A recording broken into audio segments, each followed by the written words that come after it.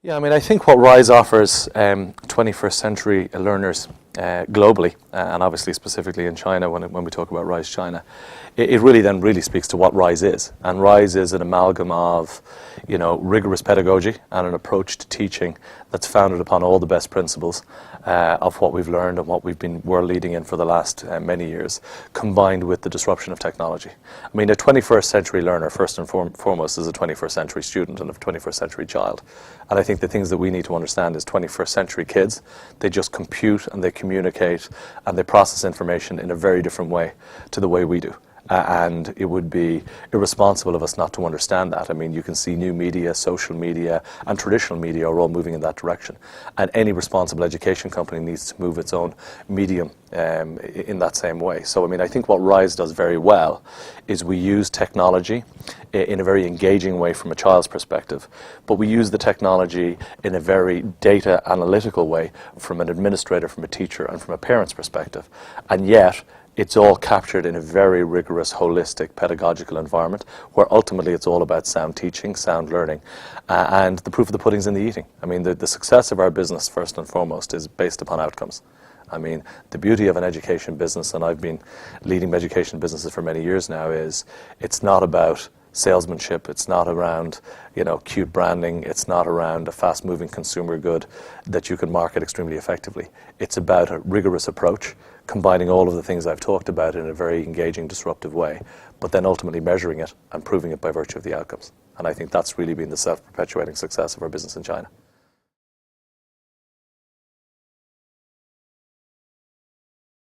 I think that technology plays a critical role in all learning. Again, your question is somewhat specific to China, but I think it's important to remind ourselves what sits inside of EMPGI. I mean, EMPGI is a global education business. It's a digital education business.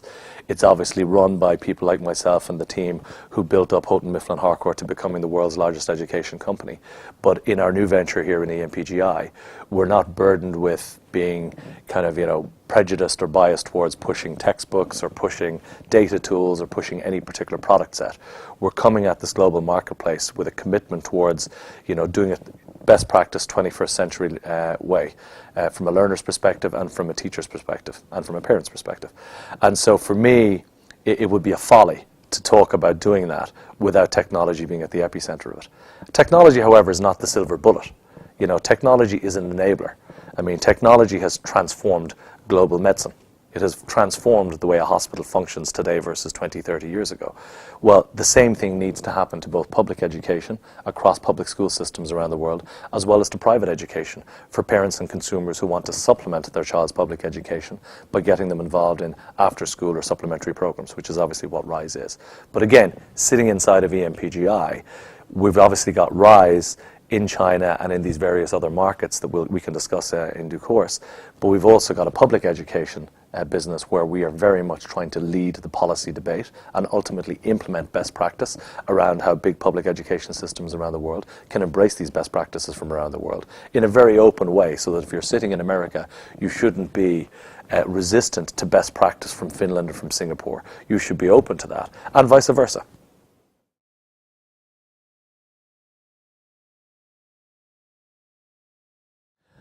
RISE's approach towards our student base has been quite systematic, and we don't apologize, extremely structured.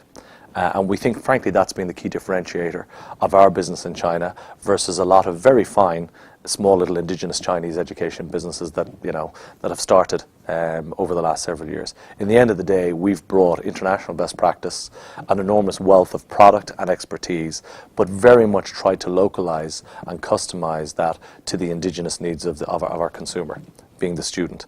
And so I guess if you put all of that into plain English, what does all of that mean? That means that ultimately we started at a very early age group. And we started with pre-K kids and really trying to teach them English in a very immersive way, again, with the rigor and the pedagogy of how you teach a second language well, but also in a dynamic, engaging way where we engage these kids. And frankly, as a result, I think what we've been doing very successfully is teaching these kids social skills and leadership skills and confidence as much as we've been teaching them transactional English. Not just esoteric, vocabulary-based grammatical English, but actual user-friendly English. So to me, it's kind of the first step on the road to, whether it's Harvard, Princeton, Yale, or LSE or wherever they want to go to college, we're giving them that first step. But importantly, our commitment within RISE is to now grow our product set and go up the age group so that we can teach our kids as they get into middle and high school, so that we can teach them to get ready for the test prep, for whether it's GMAT or SATs or GCSEs or wherever particular syllabus they're studying towards, the IB market, etc.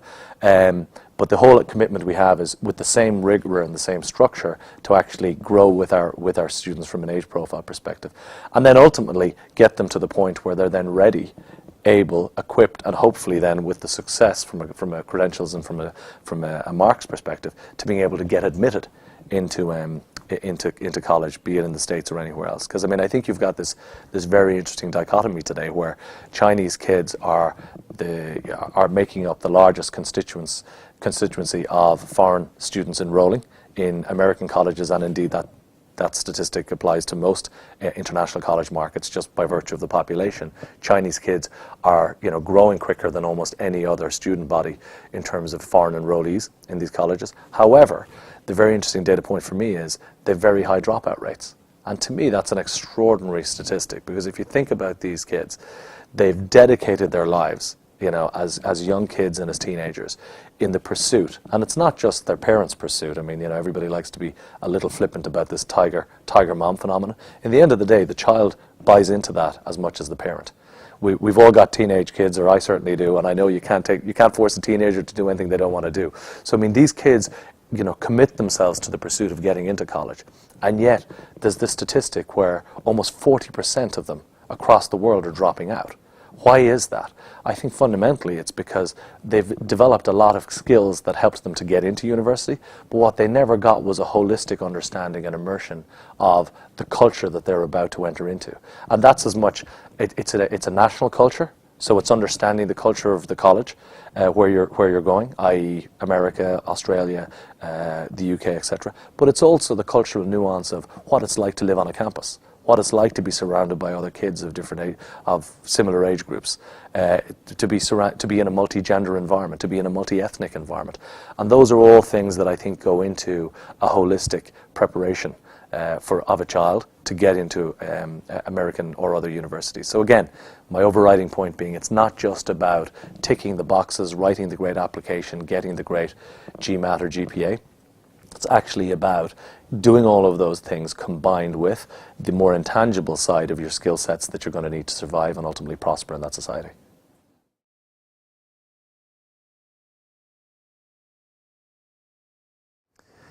Yeah, we're very proud of what we've achieved in China, and I think the reason why we've been successful in China is because first and foremost we listened to our customer, and we researched very heavily what they wanted before we entered the market. And I think also the way in which we entered the Chinese market was, and it's a golden principle of how we'll enter any market, with the appropriate level of humility, where we will bring what we think are our core competencies, but we will always do it in partnership with local operators. So again, in China, I think we were very successful because we brought all of the pedagogy and all of the US educational leadership and all of the products and all of that expertise, but ultimately we matched it up very closely and off the back of research and off the back of working with our local partners to exactly what we felt the market wanted. And ultimately that's led to, as I said, this blended approach of combining best-in-class innovative technology, disruptive educational tools, but with deep traditional rigorous pedagogical approach built around sound curriculum, and then ultimately all of it packaged up, managed, delivered carefully, and ultimately assessed, and the outcomes ultimately speak for themselves. So with those same principles, we've kind of looked at other markets where we believe, you've got the same underlying growth drivers as you have in China. And so there are obvious neighboring Asian markets where we believe a lot of the same business and education needs apply.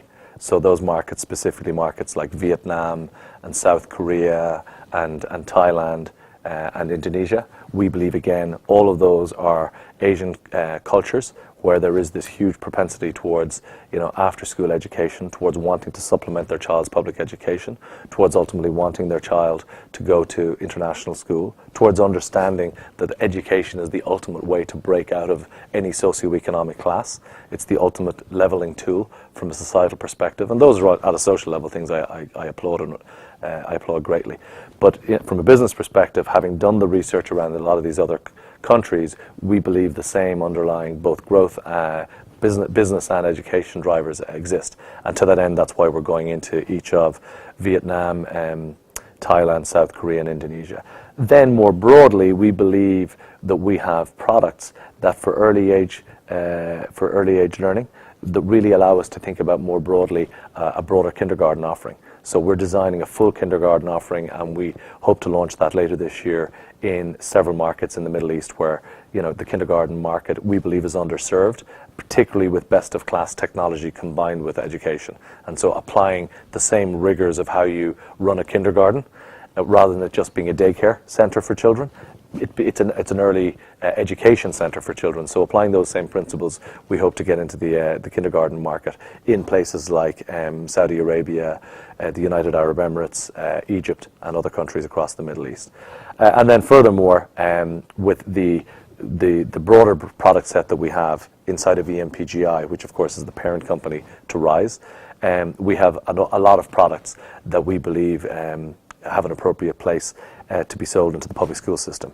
So we're setting up a sister company to RISE Global, which is going to comprise a lot of my old team from Riverdeep, some of the leadership team from HMH, some of the best-in-class products out there, which we want to package up into a full systemic ecosystem of best-in-class product and service, which we can then sell into the public school system. Because my own personal passion is really driving systemic reform around education, and ultimately the way in which you can drive systemic reform is at a central level. I mean, and the best way to engage at a central level is ultimately at ministries of education.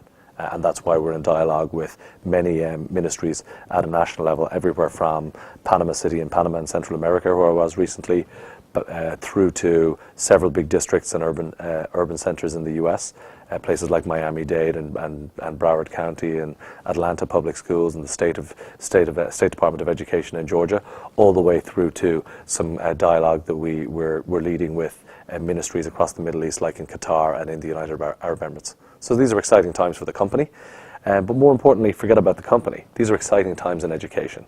I think since 2008, and a global financial crisis ensued, the likes of which none of us have seen, and hopefully won't be seen for many more years to come. I think it's really just put a big question mark beside the whole value proposition of how to deliver best-in-class, affordable education to the masses.